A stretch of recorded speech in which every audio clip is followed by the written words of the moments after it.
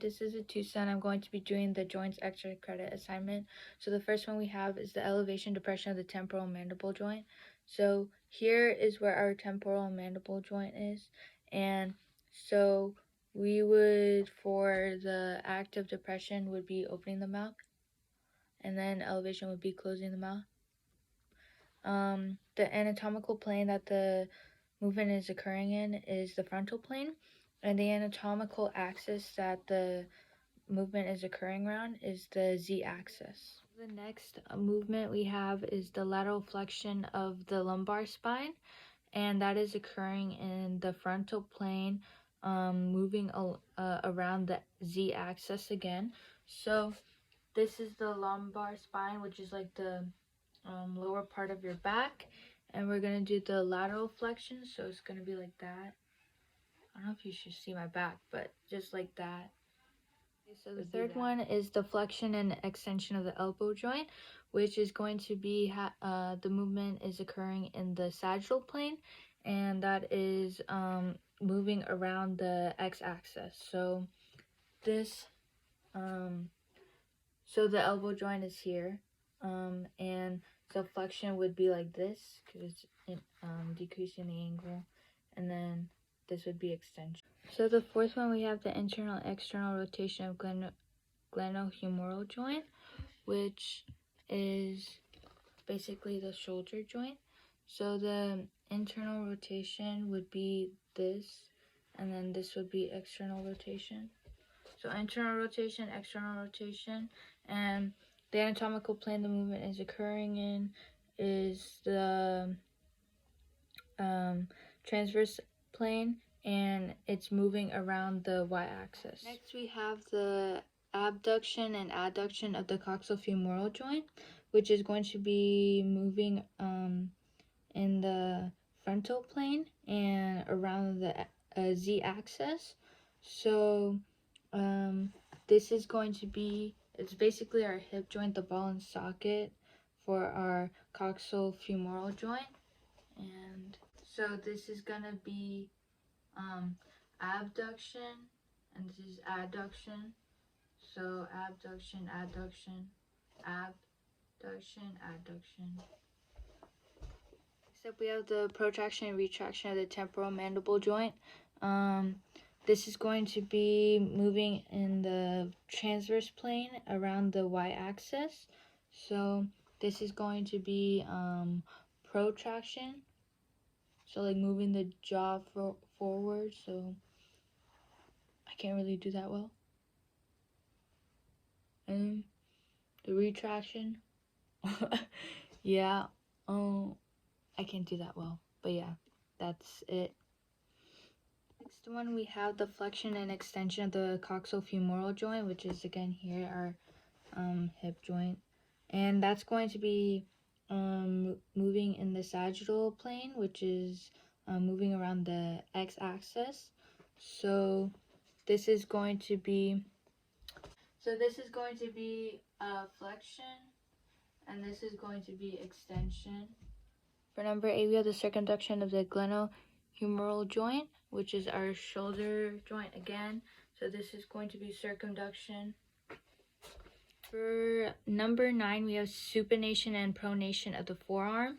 So this is our forearm, and the plane that it's moving in is the transverse plane, and it's moving around the y-axis. So this is going to be supination, and this is going to be pronation. Supination, pronation. So for number 10, we have abduction and adduction of the wrist. So we're in anatomical position. This is our wrist, and so for abduction, it's going to be this way, and for adduction, it's going to be this way. And the movement that this is occurring, the plane that this movement is occurring in is the frontal plane, and it's going to be moving around the z-axis. So for number 11, we have the dorsiflexion and the plantar flexion of the talocrucial joint, which the anatomical plane the movement is occurring in is this sagittal plane, and it is going to be moving around the x-axis. This is going to be dorsiflexion, And this is going to be plantar flexion, dorsiflexion, plantar flexion. For number 12, we have the inversion and eversion of the subtalar joint. So the subtalar joint is right below the ankle, so it's going to be around the heel area. So for inversion, we're going to have the sole of our feet go inward towards the midline. And then for eversion, it's this way. So inversion, eversion. For number 13, we have the opposition of the first and fifth digits of the hand. And so this is how it's going to look like. Again, we're in anatomical position. I'm just lifting it up and moving it this way.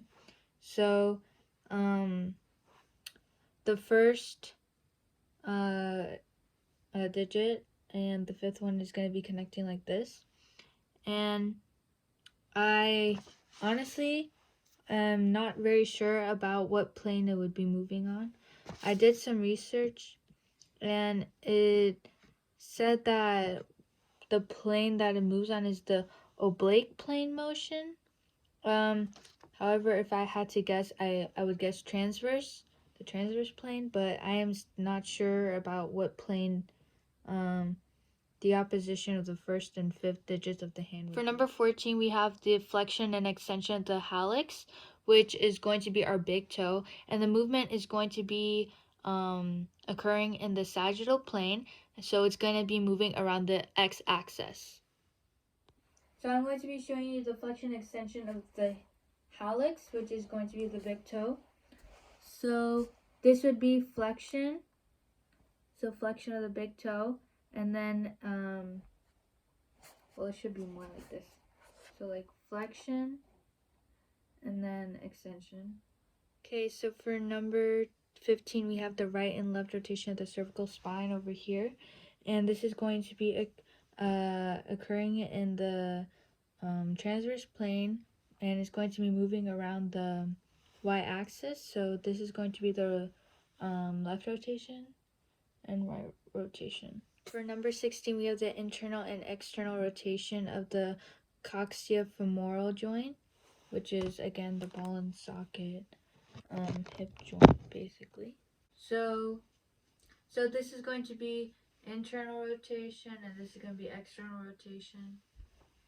For number 17, we have the abduction and adduction of the digits of the hand. So these are the digits, and this movement is going to be occurring in the frontal plane, so it's going to be around the z-axis. So this is going to be so this is our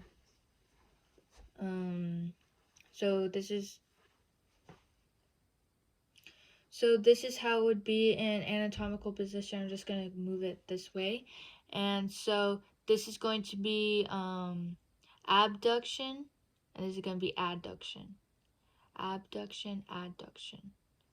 For number 18, we have the flexion and extension of the tibia femoral joint.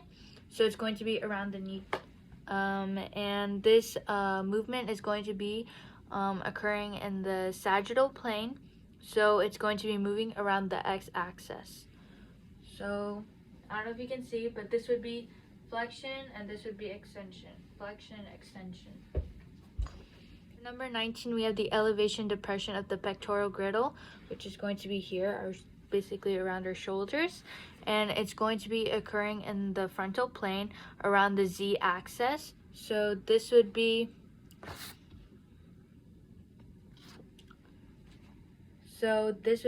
elevation, and this would be depression.